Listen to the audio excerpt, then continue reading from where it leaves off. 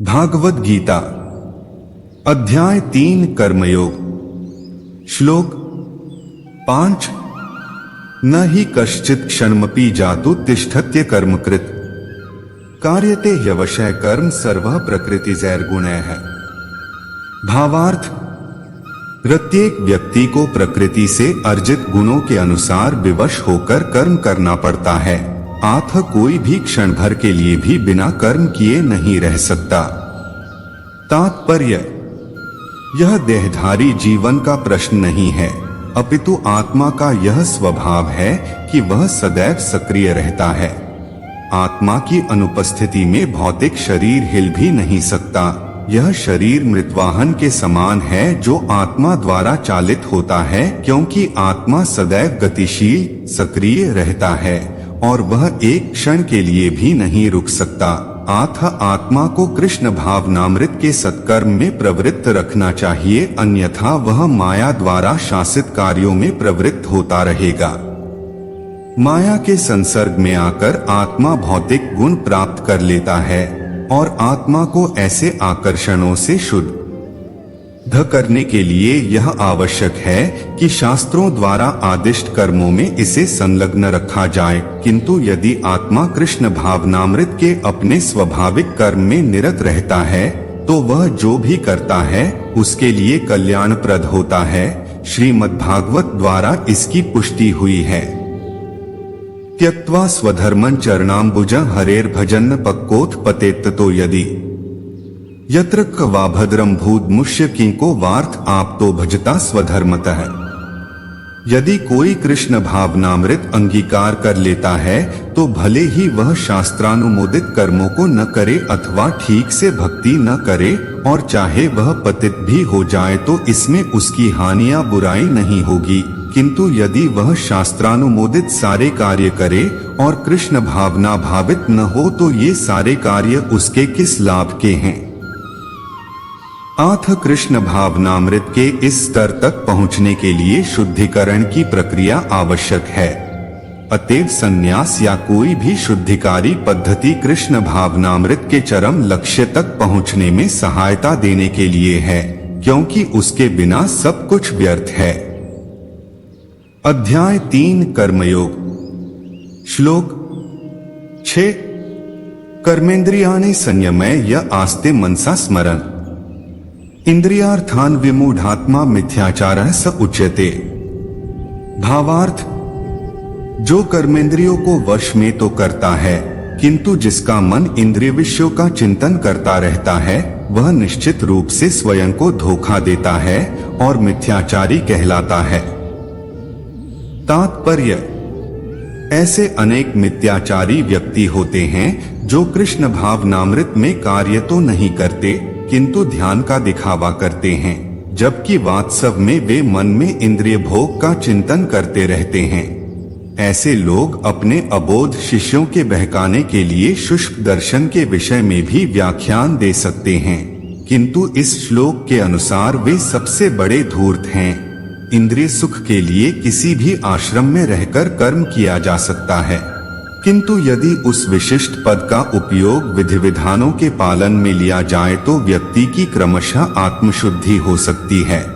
किंतु जो अपने को योगी बताते हुए इंद्रिय तृप्ति के विषयों की खोज में लगा रहता है वह सबसे बड़ा धूर्त है।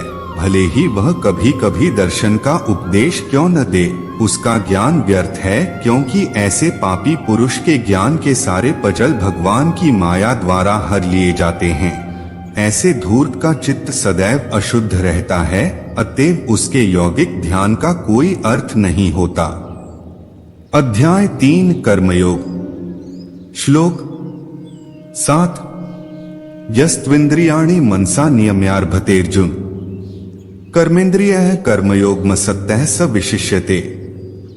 भावार्थ, दूसरी ओर यदि कोई निष्ठावान व्यक्ति अपने मन के द्वारा कर्मेंद्रियों को वश में करने का प्रयत्न करता है और बिना किसी आसक्ति के कर्मयोग कृष्ण भावनामृत में प्रारंभ करता है तो वह अति उत्कृष्ट है। तात्पर्य, लंपट जीवन और इंद्रिय सुख के लिए छद्म योगी का मिथ्या वेश धारण करने की अपेक्षा अपने कर्म में लगे रहकर जीवन लक्ष्य को, जो भवबंधन से मुक्त होकर भगवत धाम को जाना है, प्राप्त करने के लिए कर्म करते रहना श्रेयस्कर है। प्रमुख स्वार्थक्ति तो विष्णु के पास जाना है। संपूर्ण वर्णाश्रम धर्म का उद्देश्य इसी जीवन लक्ष्य की प्राप्ति है। एक गृहस्थ भी कृष्ण भावनामृत में नियमित सेवा करके लक्ष्य तक पहुंच सकता है। आत्म साक्षात्कार के लिए मनुष्य शास्त्रानुमोदित संयमित जीवन बिता सकता है और अनासक्त भाव से अपना कार्य करता रह सकता है। इस प्रकार वह प्रगति कर सकता है। जो निष्ठावान व्यक्ति इस विधि का पालन करता है वह उस पाखंडी धूर्त से कहीं श्रेष्ठ है, और जो अबोध जनता को ठगने के लिए दिखावटी आध्यात्मिकता का जमा धारण करता है, जीविका के लिए ध्यान धरने वाले प्रवंचक ध्यानी की अपेक्षा सड़क पर झाड़ू लगाने वाला निष्ठावान व्यक्ति कहीं अच्छा है। अध्याय 3 कर्मयोग। श्लोक 8। नेतं कुरु कर्म त्वं कर्म ज्यायो ह्यकर्मण है, शरीर यात्रापि चते न प्रसिद्धेत कर्मण है।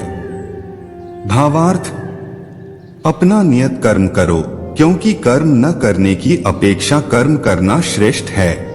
कर्म के बिना तो शरीर निर्वाह भी नहीं हो सकता। तात्पर्य, ऐसे अनेक व्यक्ति हैं जो अपने आप को उच्च कुलीन बताते हैं तथा ऐसे बड़े बड़े व्यवसायी व्यक्ति हैं जो झूठा दिखावा करते हैं कि आध्यात्मिक जीवन में प्रगति करने के लिए उन्होंने सर्वस्व त्याग दिया है।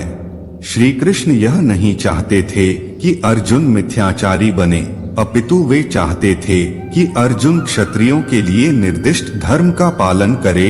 अर्जुन गृहस्थ था और एक सेना नायक था, अतः उसके लिए श्रेयस्कर था कि वह उसी रूप में गृहस्थ क्षत्रिय के लिए निर्दिष्ट धार्मिक कर्तव्यों का पालन करे। ऐसे कार्यों से संसारी मनुष्य का हृदय क्रमशः विमल हो जाता है और वह भौतिक कल्मश से मुक्त हो जाता है।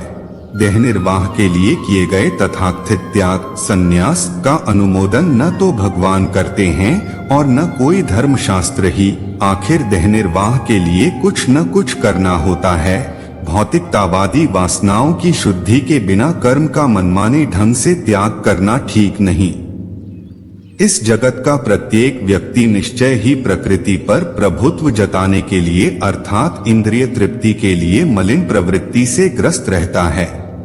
ऐसी दूषित प्रवृत्तियों को शुद्ध करने की आवश्यकता है। नियत कर्मों द्वारा ऐसा किए बिना मनुष्य की चाहिए कि तथाकथित अध्यात्मवादी योगी बनने तथा सारा काम छोड़कर अन्यों पर जीवित रहने का प्रयास न करे। हरे कृष्णा।